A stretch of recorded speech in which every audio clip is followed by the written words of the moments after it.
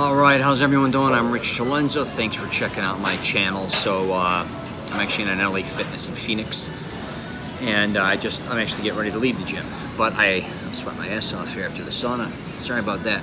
Anyways, what I want to get into today is the legs. And it's the one thing I've realized over the years that most people neglect, unless you're a woman for the most part. A lot of women over the years I've seen, they do not neglect their legs or their ass. They've always kind of paid attention to that.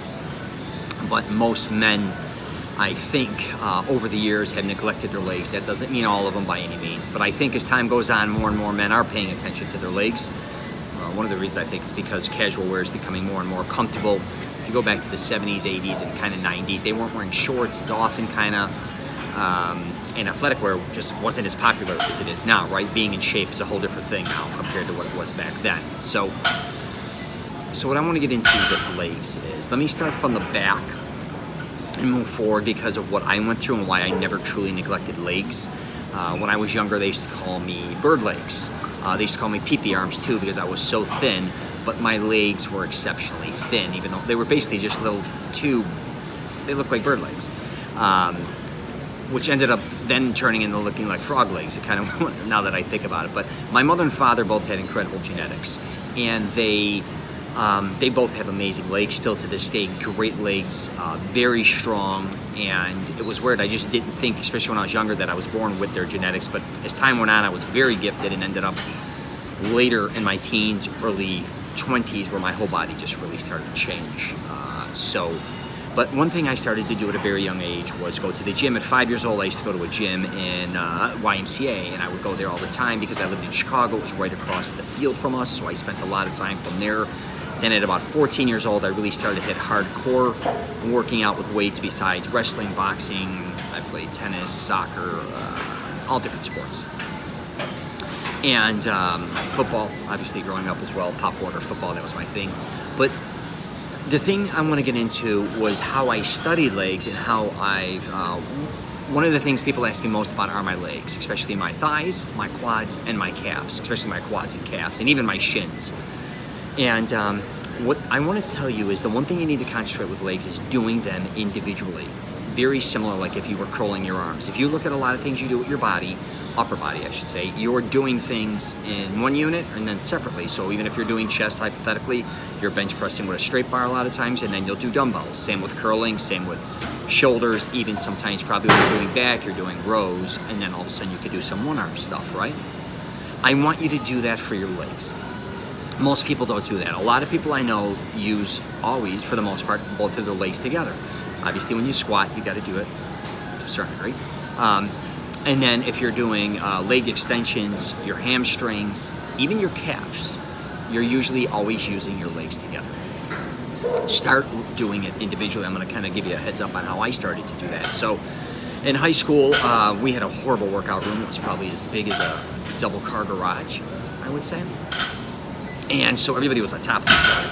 But our quarterback got injured when I was a freshman, and I was, again, always doing legs because I had insecurity with my legs. We only had a squat rack, and we had an old piece of shit like legish that, like, I mean, it was just so, like, on a chain. It was horrible.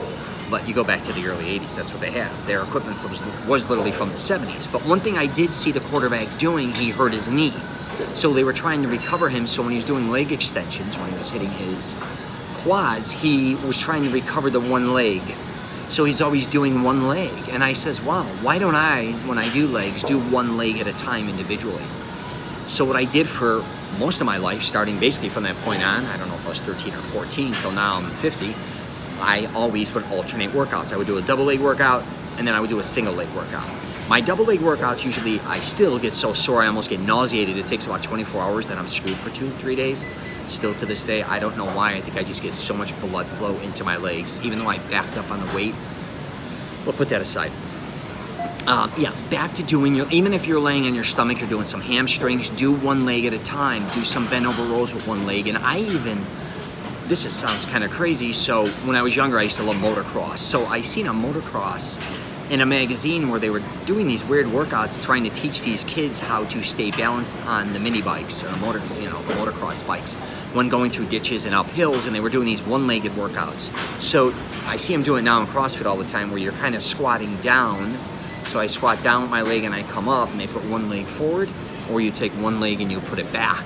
So I started doing that at a very young age. So it's basically like doing one-legged squats. At the beginning, you may have to hold the table because you'll be rocked.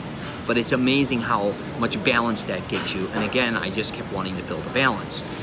As time went on, also when I would bicycle as a younger kid or anything I did, I would put it on the max. So if I was at a 10 speed, I needed the hardest speed. So no matter what, it was very hard at the beginning, but once I started to get going, that also helped my calves.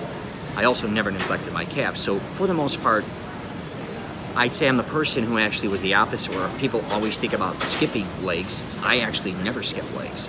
I would skip another body part, not legs, upper body, because I know a lot of times if I'm doing chest and tries, back and traps, or I don't care what it is, back, thighs, back traps, chest and thigh, whatever the hell I was doing over the years, I'm always switching it up.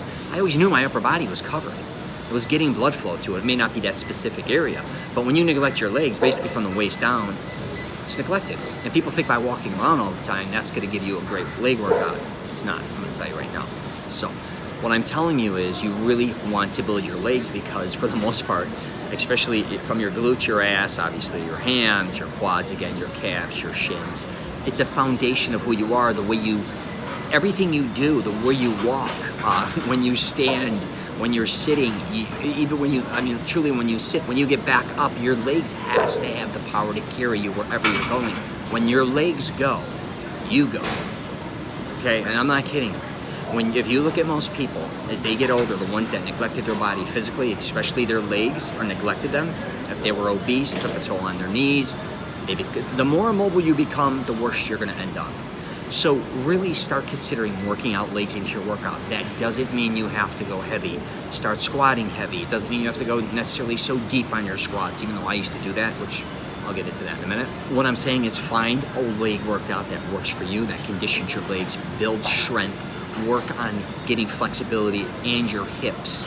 Again, as you know, a lot of people, as they get older, they start having hip issues. You wanna make sure your legs can last you a lifetime. Because if they don't, you're gonna end up basically in a wheelchair, let's call it for what it is, or you're just gonna become immobile. Once you become immobile, for the most part, a lot of times, it's very hard to, I'm not gonna say, you know, people in wheelchairs and all, I'm not saying, that's a whole different thing, but I'm saying if you can prevent being immobile, we wanna always be mobile. We wanna be able to go where we want, when we want. And I just went to Italy with my uncles not too long ago. And one of them was very sick while we were there, and he wasn't very mobile. But he fought through it, he was amazing.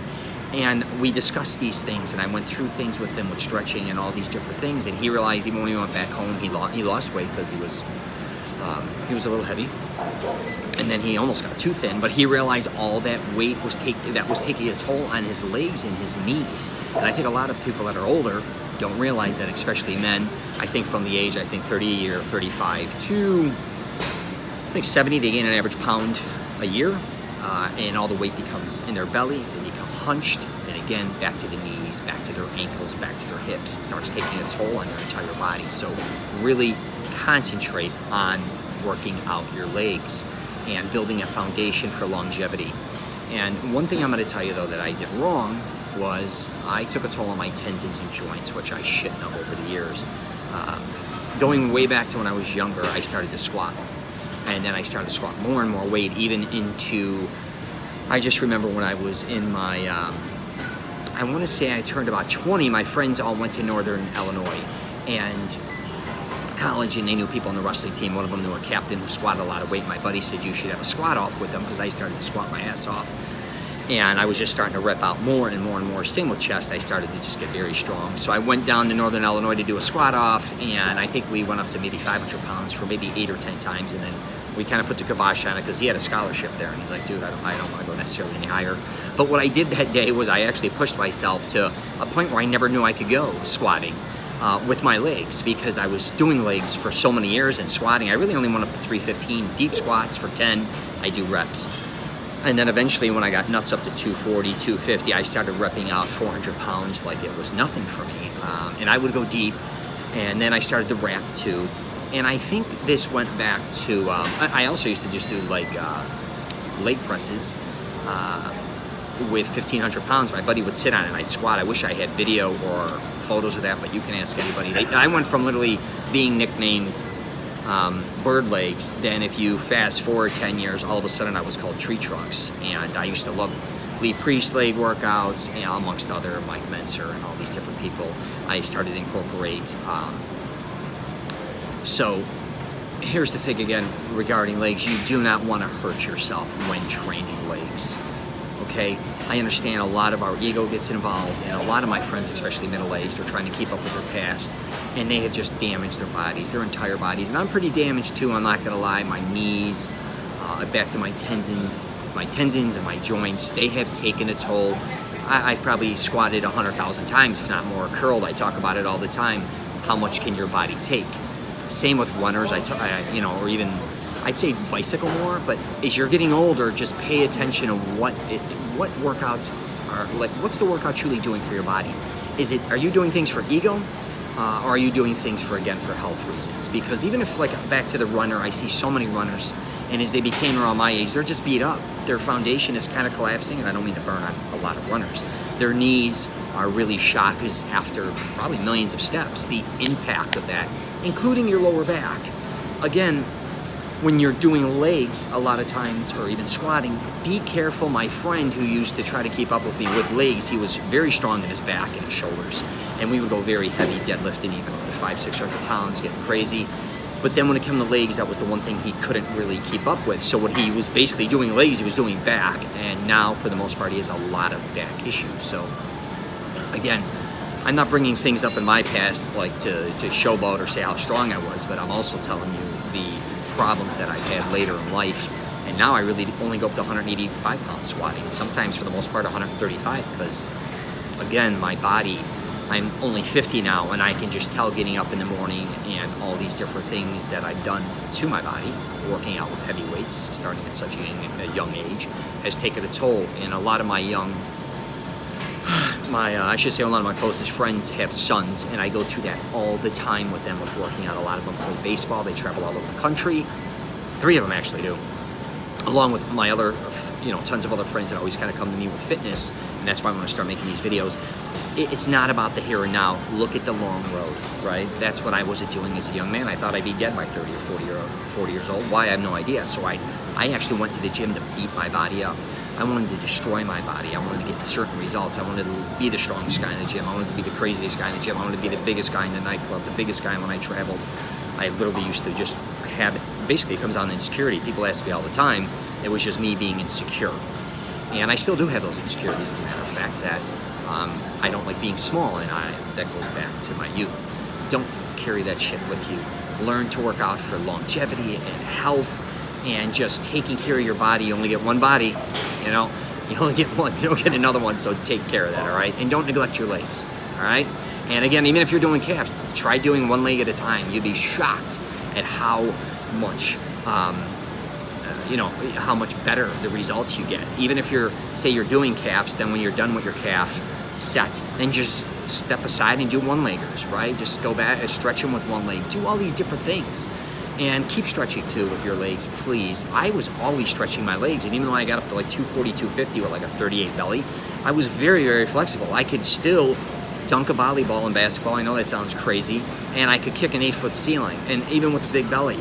But I had such flexibility in my legs because I was always working them out and stretching, and I could still put my hands to my floor, to the floor, which is crazy. So if you get big legs or you get bigger legs, that doesn't mean you have to lose your flexibility, okay? Just keep that in mind. And then other people just aren't that flexible in general, right? All right, I'm gonna wrap it up there. If you get a chance, check out my my podcast, The Rich Celenza Show, WTF Are You Talking About? Obviously, I have a YouTube channel. We have, what are we on, Instagram, Facebook, LinkedIn, Twitter. I also have a program called Mastering Self-Confidence I do as well. You might want to check that out too. All right, take care, and don't neglect those legs, all right?